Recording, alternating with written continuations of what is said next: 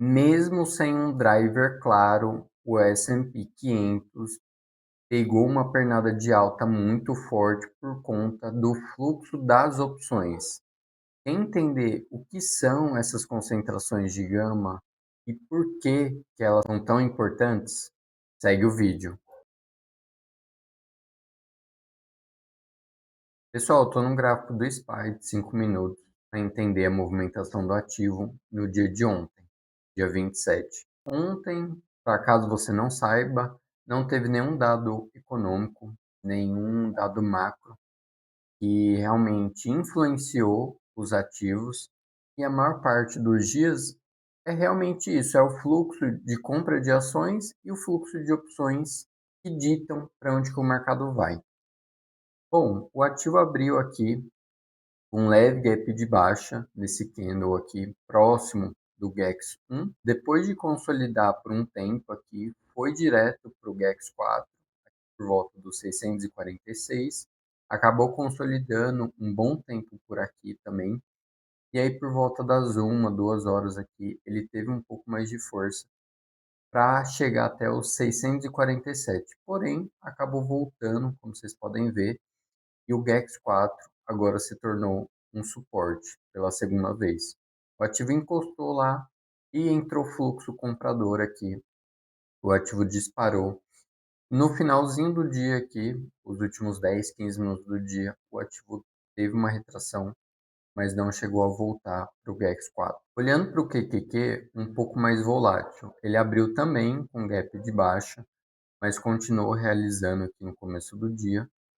Voltou forte aqui para o ponto de equilíbrio aqui do Gama, como vocês podem ver, nos US$ 573, e consolidou o resto do dia inteiro praticamente por volta desse preço. É lógico que ele passou acima, passou abaixo, mas como vocês podem ver, não saiu de por volta dos US$ 573.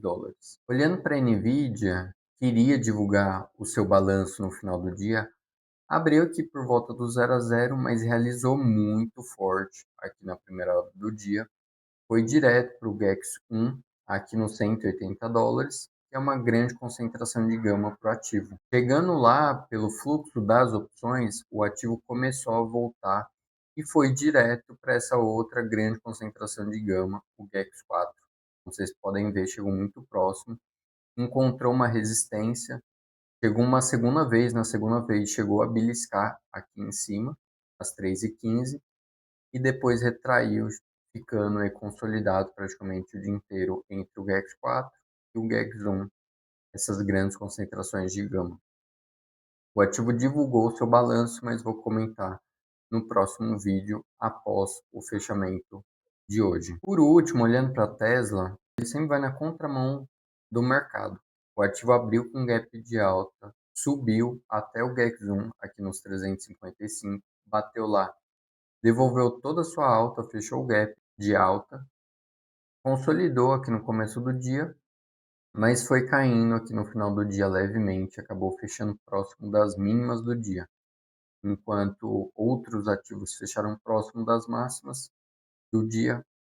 A Tesla fechou próximo das mínimas. Para finalizar o vídeo de hoje, então, estou na plataforma do MentorQ, que é o meu provedor dos dados do Gama, e entre outros dados quantitativos a partir desse fluxo de opções que eu comentei. Começando pelas pontuações aqui, sazonalidade está no neutro, momentum continua alto, a volatilidade está no baixo e a pontuação das opções está no alto. Quer dizer que os compradores estão convictos na continuação de alta do ativo, no caso do índice do S&P 500.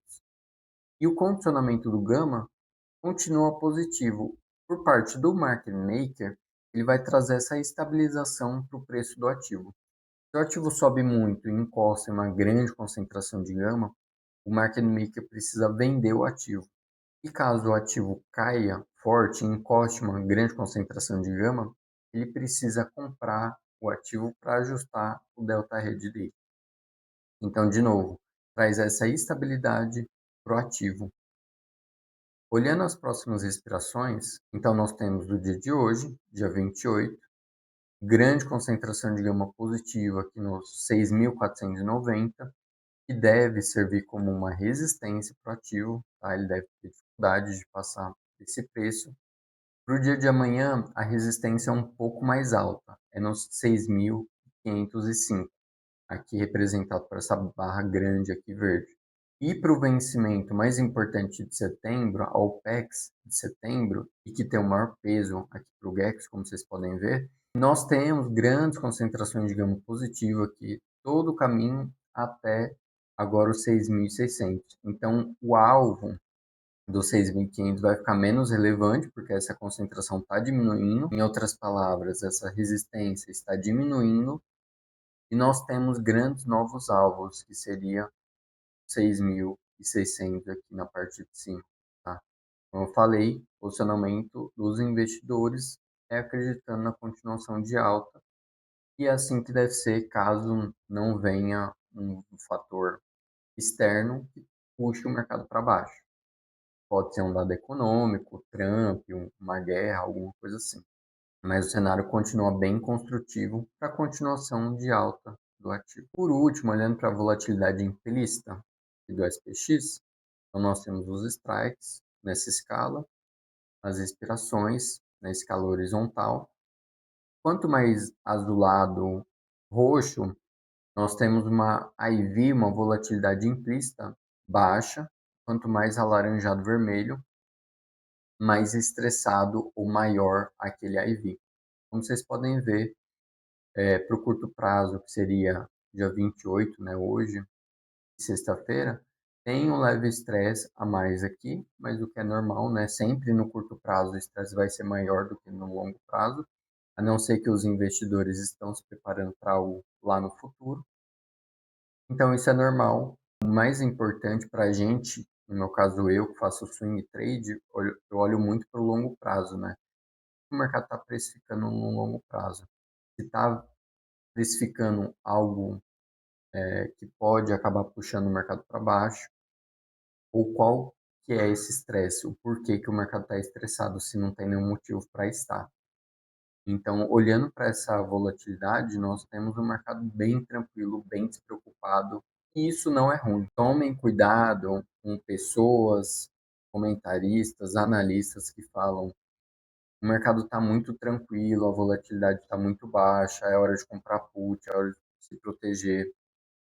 Gente, se o mercado está posicionado dessa forma, o mercado não vai cair se ele não tiver um motivo para cair e mudar esse posicionamento, tá? Então, se continuar um posicionamento dessa forma, o mercado vai continuar fazendo o que vem fazendo pelos últimos 3, 4 meses, tá? Então, principalmente dessa forma nos últimos 2 meses, desde julho, né? Essa leve alta dia após dia. Não teve nenhum motivo para cair, o mercado vai continuar subindo. Então, não faz sentido comprar put, a não ser que você entenda que algum dado específico macroeconômico vai sair e vai balançar com o mercado, tá? Que vai vir muito ruim, etc. Na verdade, é a minha primeira parte da minha análise, é a análise macro. Eu olho primeiro para a análise macro e depois para o fluxo de opções. Então é isso. Não quer dizer que o mercado está calmo, que ele vai explodir, que ele vai despencar. Isso é um mercado saudável que vai continuar subindo. Bom, se você gostou desse vídeo, deixe o seu like, não esquece de se inscrever no canal. Eu trago essa análise de segunda a sexta. Se você quer que eu analise algum ativo em específico no próximo vídeo, é só deixar nos comentários.